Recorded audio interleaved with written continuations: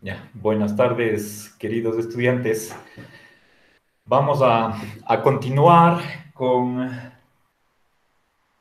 estamos en la sección 10 sobre correlatividad entre derechos y deberes. ¿Ya? Anita, ya le puse en la lista.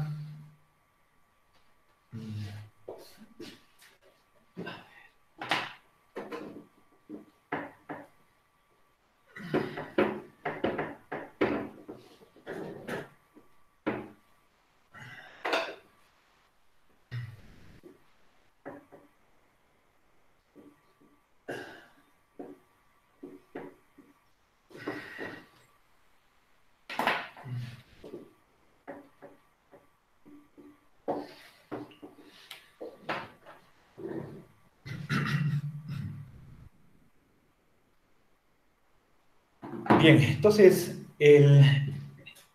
planteé una objeción. Era contra que lo imposible es lícito y di la respuesta a eso. A continuación, empecé a hacer un recuento histórico de las formulaciones precedentes que se han dado de la correlatividad entre derechos y deberes. Empecé en el año 1789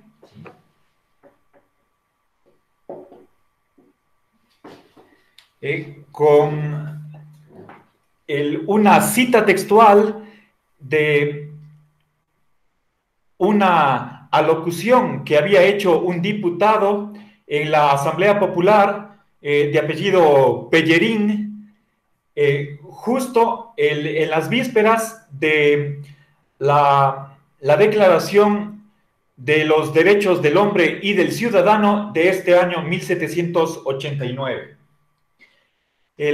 Ahí tenemos ya una clara formulación de que no hay derechos sin deberes y viceversa, no hay deberes sin derechos.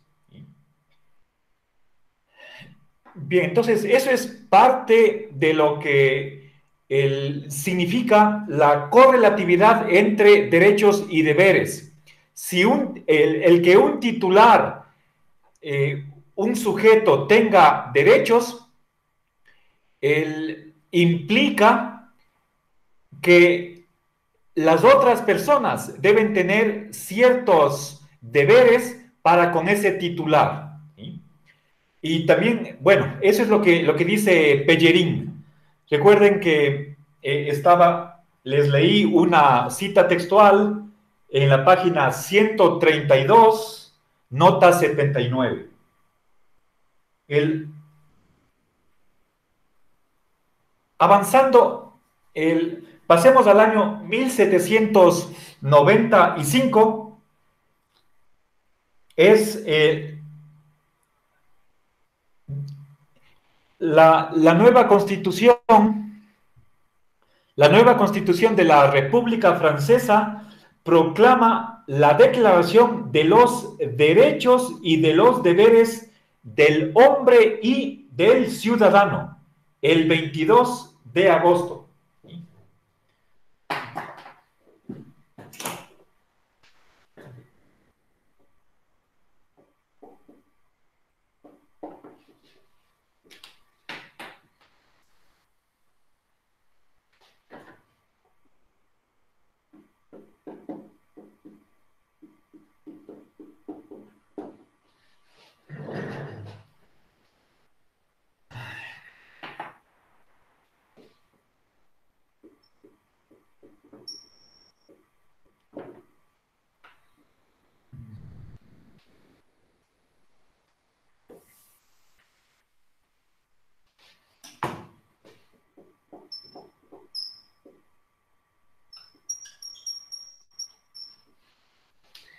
Eh,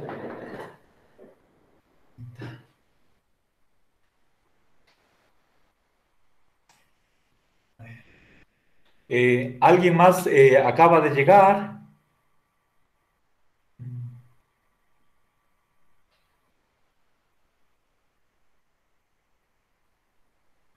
No, ya. A ver, miren que esta es la Declaración de los Derechos y de los Deberes del Hombre y del Ciudadano. No es lo mismo hombre y ciudadano. Ciudadano es aquel miembro de una sociedad particular. En este caso estamos hablando de la República Francesa. Es ciudadano francés. En cambio, hombre es cualquier habitante del planeta. Entonces, la declaración se refiere a tanto al hombre, por lo tanto, derechos humanos, y por otra parte, derechos de los franceses, de los ciudadanos franceses. Los derechos son parte de la ciudadanía francesa.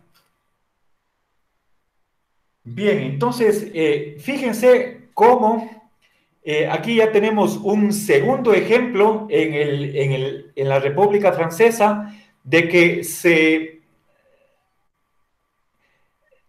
hace una declaración conjunta, no solamente de derechos, sino también de deberes. Ahora, voy a dar un salto de casi unos 100 años. Eh, quiero referirme solamente de pasada a un autor italiano que fue influenciado por un sacerdote católico. Estamos en el año 1860.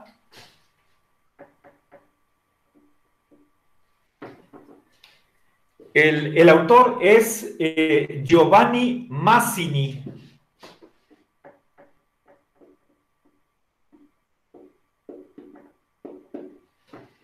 Y él publicó un libro titulado Los deberes del hombre. Bueno, esa es la traducción castellana. El libro está escrito en italiano, obviamente.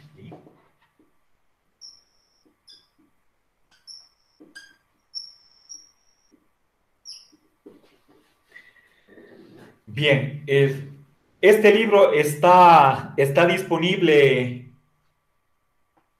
Bueno, no estoy seguro, pero me parece que podemos conseguirlo.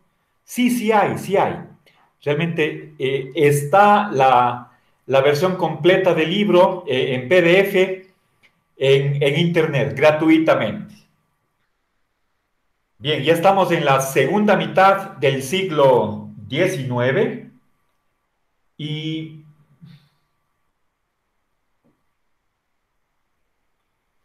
el, en tercer lugar, o bueno, sería en cuarto lugar, voy a mencionar la doctrina solidarista francesa. El, ya he mencionado esta corriente en otras ocasiones.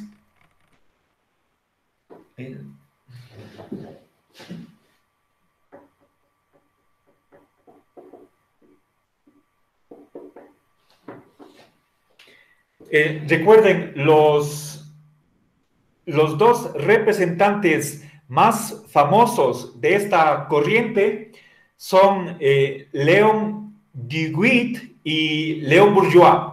Bueno, Bourgeois es anterior a Duguid, ambos fueron decanos de la Universidad de Burdeos, en Francia.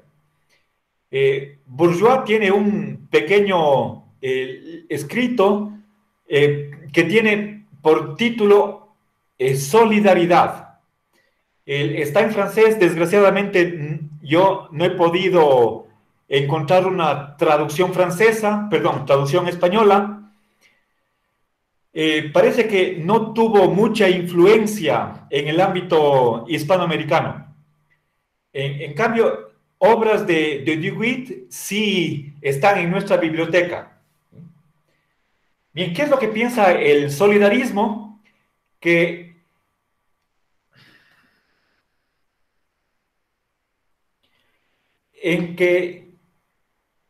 toda persona, al recibir beneficios, al aprovecharse de los bienes comunes de la sociedad o al participar del bien común, queda con una deuda para con la sociedad, lo cual significa que al aprovecharse de ese bien social, queda con la obligación de retribuir o devolver esos favores que ha recibido, ¿sí? De ahí viene esa idea de que el deber es una deuda.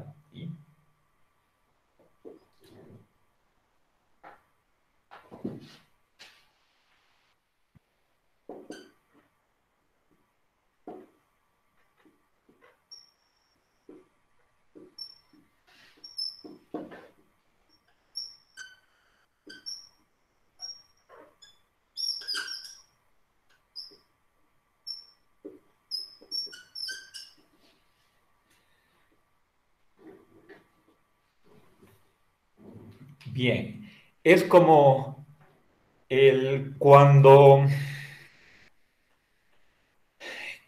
alguien,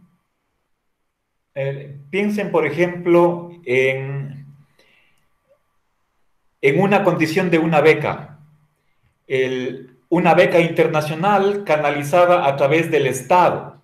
Por ejemplo, uno tiene la oportunidad, si es que resulta favorecido en el concurso, en la selección, si es que le brindan la oportunidad de estudiar en el extranjero, puede ser con exención de matrícula y además pago de una mensualidad que le permita cubrir los gastos de sobrevivencia, y supongamos que sea por 2 años, 4 años, y saca un título.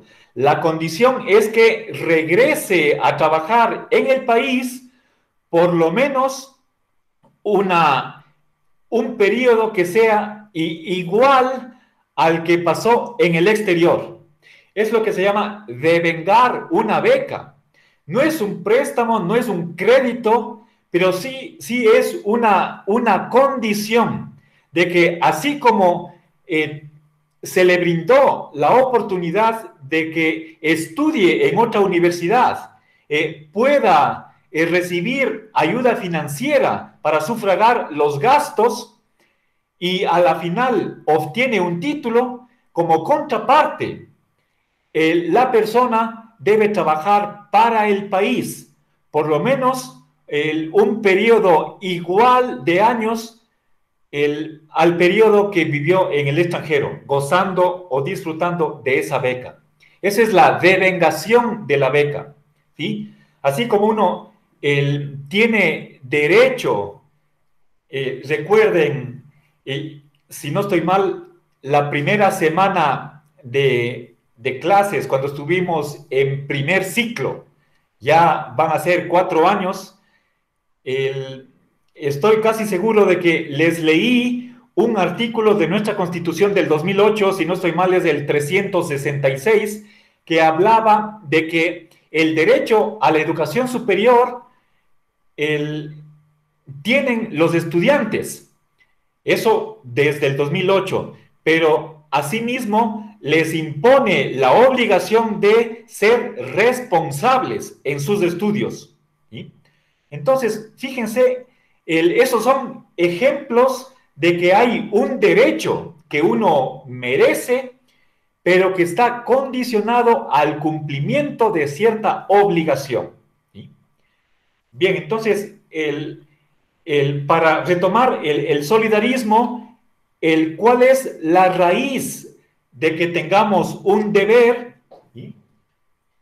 Voy a poner, es que nosotros nos aprovechamos de lo que brinda la sociedad. Nosotros recibimos de ella muchísimas cosas y por lo tanto quedamos en deuda con ella. Adquirimos la obligación de retribuir aquello que hemos recibido. ¿Sí? Por eso el deber es una deuda.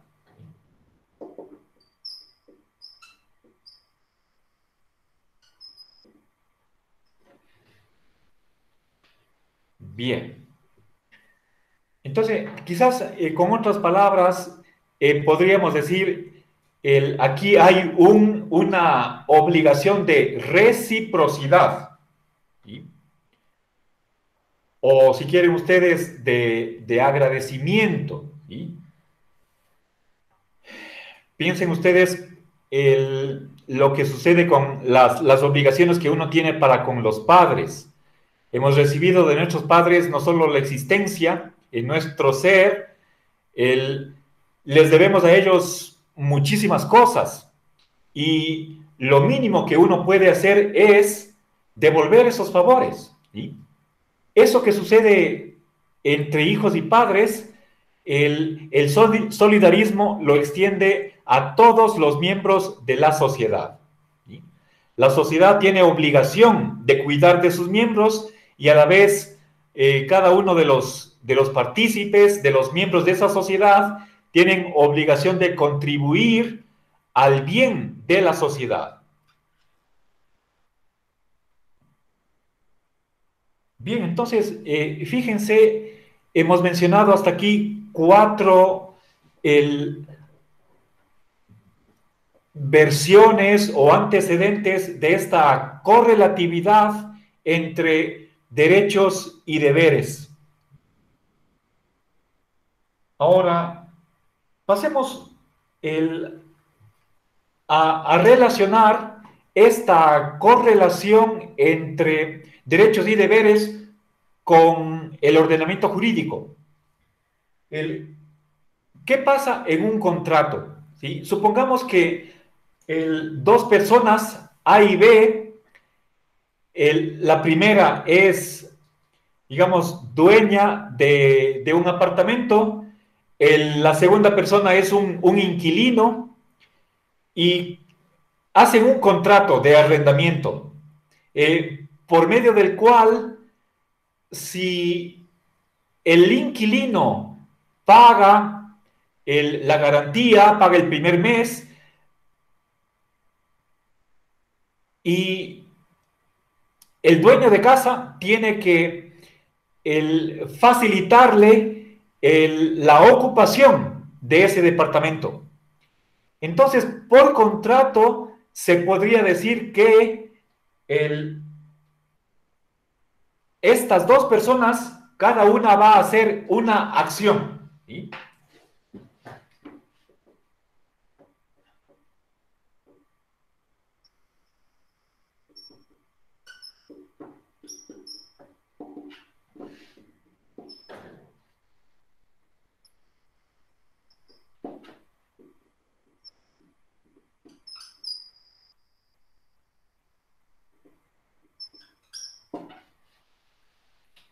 Bien, entonces la persona A va a permitir que el inquilino ocupe el apartamento, esa es la acción X. En cambio, el inquilino, la persona B, se compromete por medio del contrato a pagar una determinada cantidad de dinero. Entonces, podemos decir que por este contrato han adquirido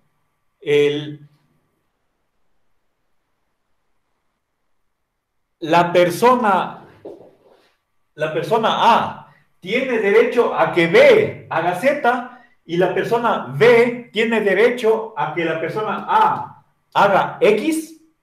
Esa es la pregunta. Vamos a ver qué responde Lorenzo.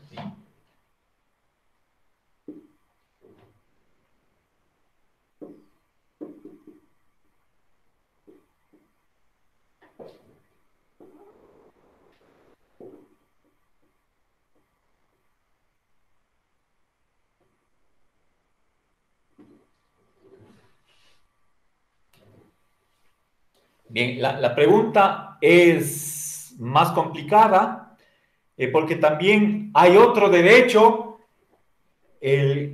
que surge de este contrato y es el de que la persona B tiene derecho a que la A haga X, ¿sí? Lo que está aquí. Bien, pero para simplificar, pongamos solamente la primera pregunta, el primer derecho. ¿Quién de ustedes, a ver, si es que verán, la pregunta aparentemente tiene solo dos respuestas, o sí o no. Pero, ¿qué dice Lorenzo? ¿Sí? No sé si alguien de ustedes me puede dar la respuesta correcta.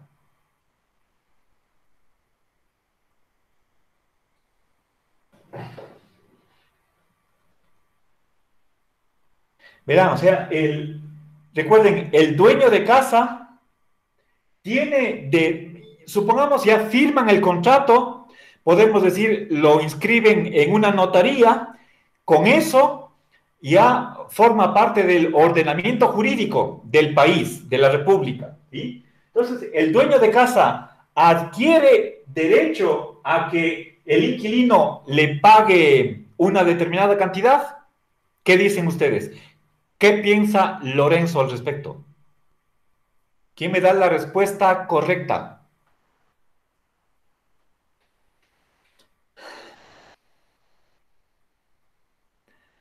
A ver, ese silencio me dice algo.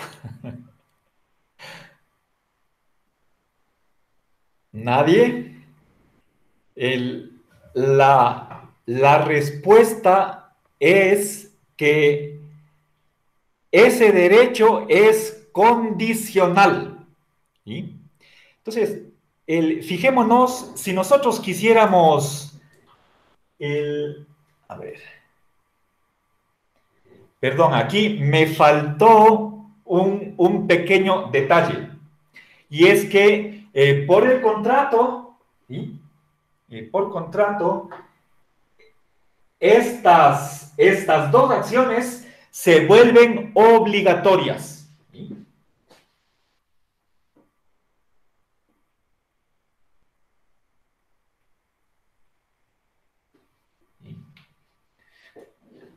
Ya. Cada parte se obliga a hacer algo. El dueño de casa a entregar las llaves del apartamento y el inquilino a pagar, digamos, dejemos la cuestión de la garantía, a pagar el arriendo, ¿sí? Entonces, el contrato ya está celebrado, ya es oficial, y la pregunta es si es que tiene o no el dueño de casa derecho a que el inquilino le pague el mensual. La respuesta que da Lorenzo es que solo si el dueño de casa cumple su parte, es decir, de entregarle las llaves para que pase a ocupar el apartamento. Entonces es un derecho condicional, ¿sí? Cuando yo les hacía la pregunta sí o no, aparentemente estoy dándoles dos alternativas absolutas, pero ninguna de ellas sucede, porque esos derechos de que el derecho de que el derecho que tiene el dueño de casa de que el inquilino le pague el arriendo, eso es condicional a que el dueño de casa le entregue las llaves para que pase a ocupar el apartamento, ¿sí? Entonces, derecho condicional. Los ejemplos que yo les he puesto cuando veíamos los axiomas de la lógica nomológica, también cuando estábamos hablando de las objeciones a esos axiomas, estaban manejando derechos que, según el objetor, eran supuestamente absolutos, pero Lorenzo decía que no lo son, sino que son condicionales. este es otro caso más de lo mismo, ¿sí? Derecho condicional.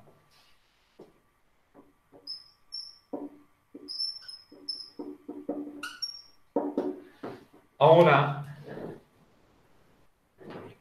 entonces, si es que hablamos de que hay una correlatividad entre derechos y deberes, aquí estamos diciendo que si por contrato, es decir, por voluntad consensuada de las partes,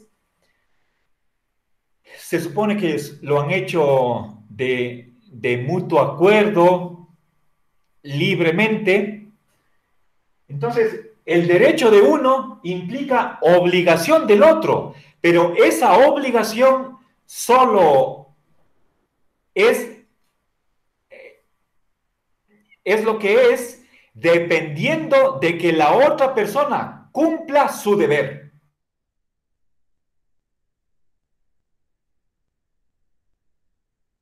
De que entrega las llaves del apartamento, el inquilino no tiene por qué pagar el mensual, ¿sí? Entonces, de ahí viene un adagio que está escrito en latín, yo lo voy a poner aquí en el pizarrón y les doy la traducción. Non ad implenti non est ad implendum.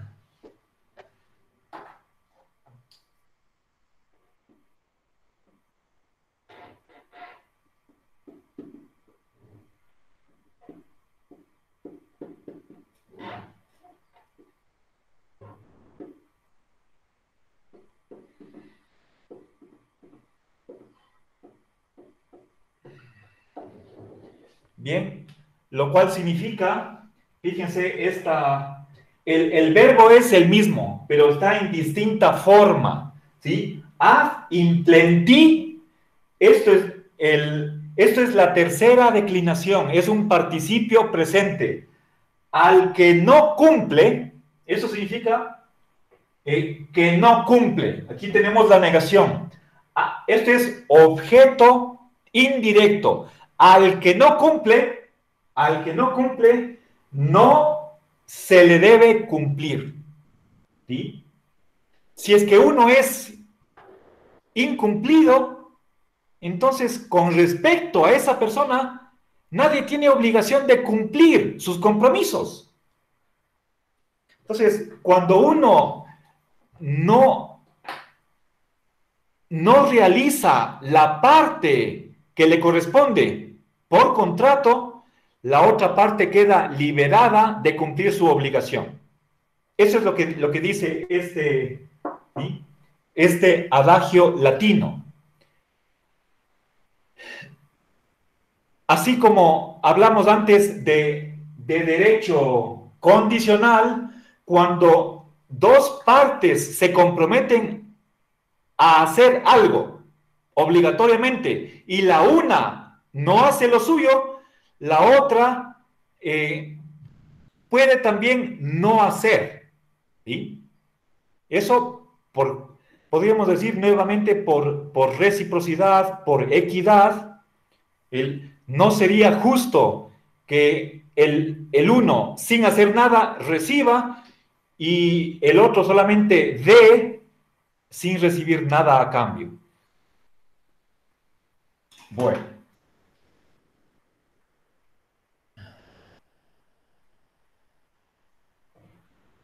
ahora Lorenzo él termina esta sección 10 aclarando que los derechos naturales del hombre son incondicionales, pero están limitados.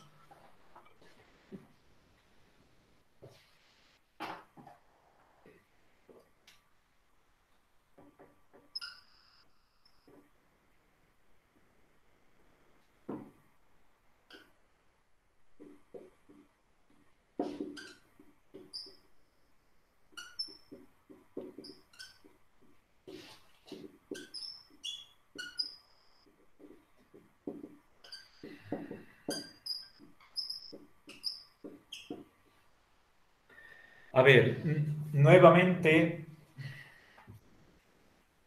limitados, ¿por qué? Miren, aquí Lorenzo hace una distinción. El, en primer lugar, que una cosa es tener derechos y otra cosa es ejercitar esos derechos o disfrutar de esos derechos. El disfrute de los derechos está condicionado a que uno cumpla sus deberes. Y precisamente esa es la limitación. ¿Sí? A ver, Lorenzo dice que cuando una persona no cumple con los deberes para con la sociedad, entonces disminuye su pretensión de exigir que a él se respeten sus derechos. ¿Sí? Es como el, algún delincuente que va a la cárcel, se le quita la libertad y otros derechos, que podría ser, por ejemplo, el derecho al voto, porque ha violado la ley. ¿Sí? Entonces, no ha cumplido su deber social.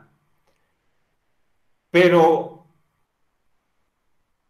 el que no cumpla sus obligaciones no significa que pierde todos sus derechos.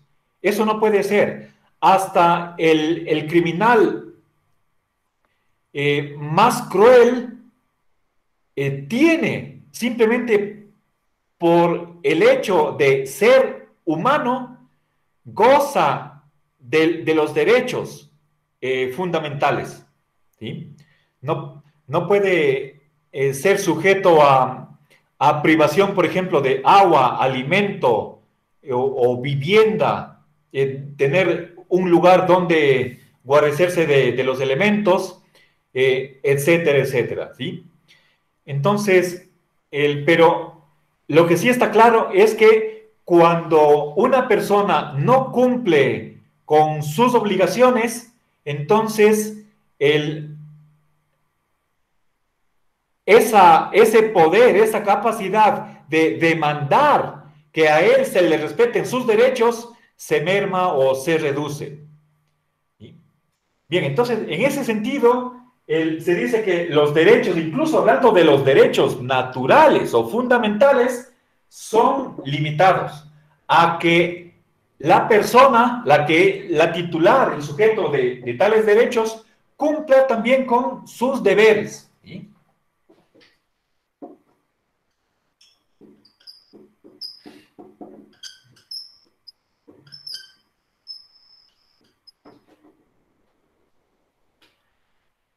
Bueno, ahora, con esto acabo la sección 10 y quisiera pasar a la sección 11, que es sobre la relación entre necesidad y normatividad.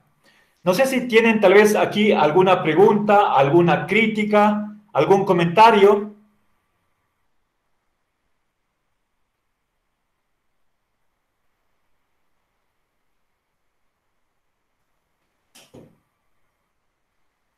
¿No? A ver, voy a borrar el pizarrón y tomar una foto, o al revés. Primero tomo foto.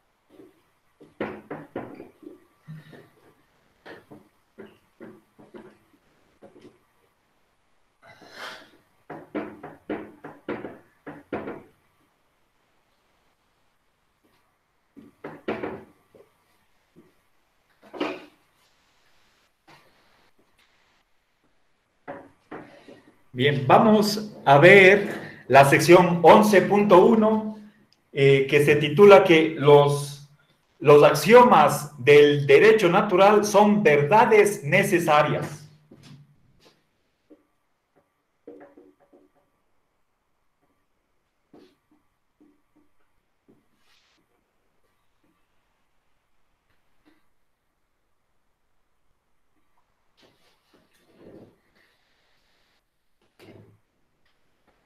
Bien, ahora recuerden, nosotros hemos visto aproximadamente unos 7 axiomas del derecho natural. Cuando hablamos de axiomas, estamos hablando de la lógica nomológica. El primer axioma era de la obligatoriedad de la realización del bien común. Otro era el modus ponens deóntico, el principio de simplificación, el no impedimento, el principio de distribución, etcétera. Todos, todas esos axiomas, esos principios, son verdades necesarias. Entonces, voy a tratar de aclarar qué significa una verdad necesaria cuando aplicamos al derecho natural y qué razones, qué motivaciones, qué justificación se puede dar para esa afirmación.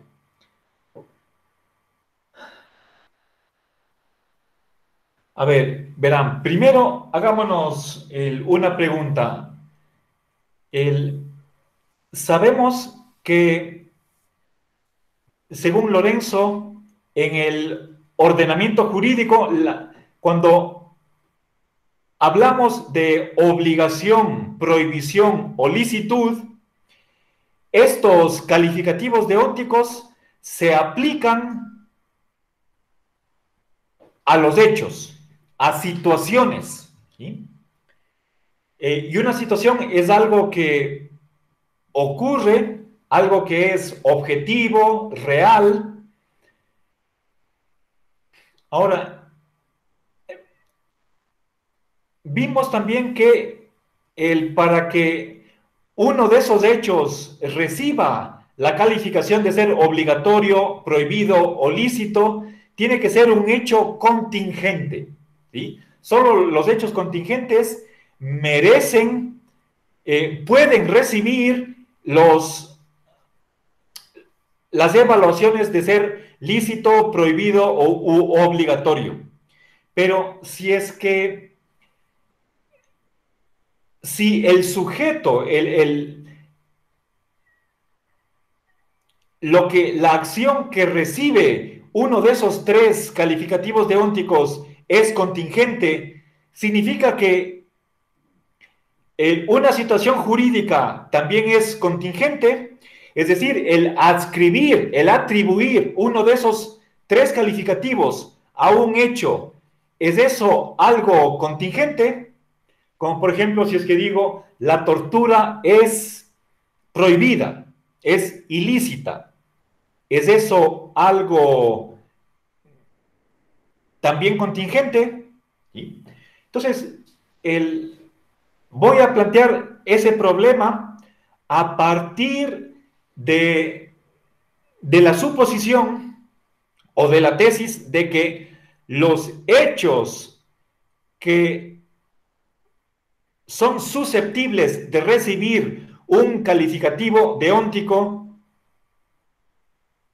son contingentes. ¿Hace eso que el hecho jurídico sea contingente?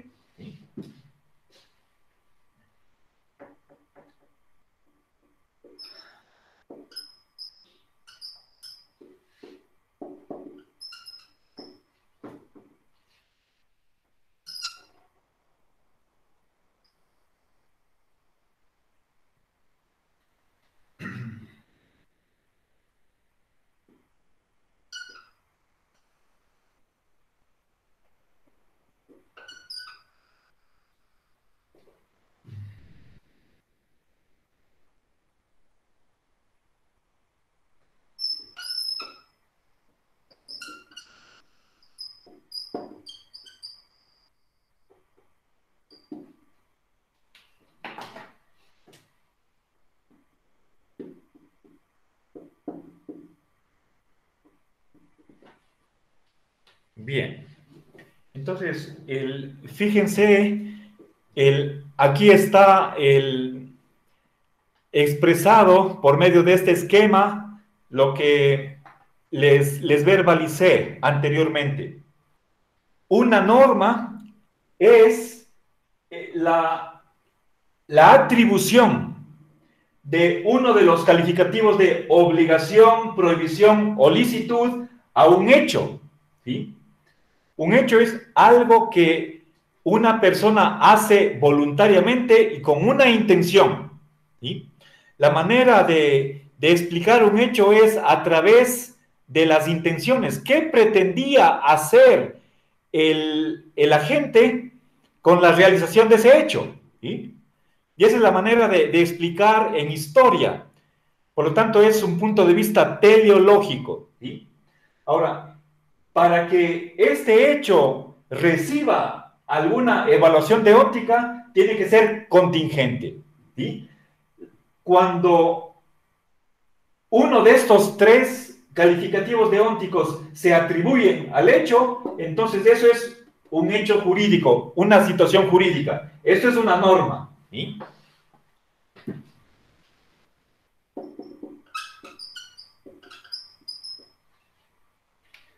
Ahora, la pregunta es si esta norma es también contingente, puesto que los hechos que reciben uno de estos tres calificativos son contingentes. ¿Esta contingencia del hecho convierte a la norma jurídica en también contingente? La respuesta de Lorenzo es que no, ¿sí? La situación o hecho da lo mismo, ahí no hay diferencia.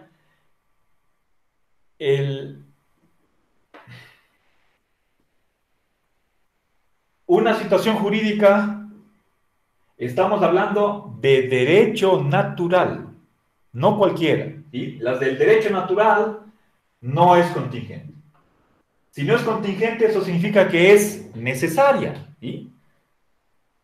A ver, bueno, apenas he formulado el contenido, el significado de esta tesis. El día de mañana continuaré. Entonces, ya es hora, tengo que suspender la clase, ¿sí? Entonces, me despido, que tengan una buena tarde y nos vemos la próxima. Hasta luego, profe. Hasta luego, una Hasta buena luego, profe. tarde.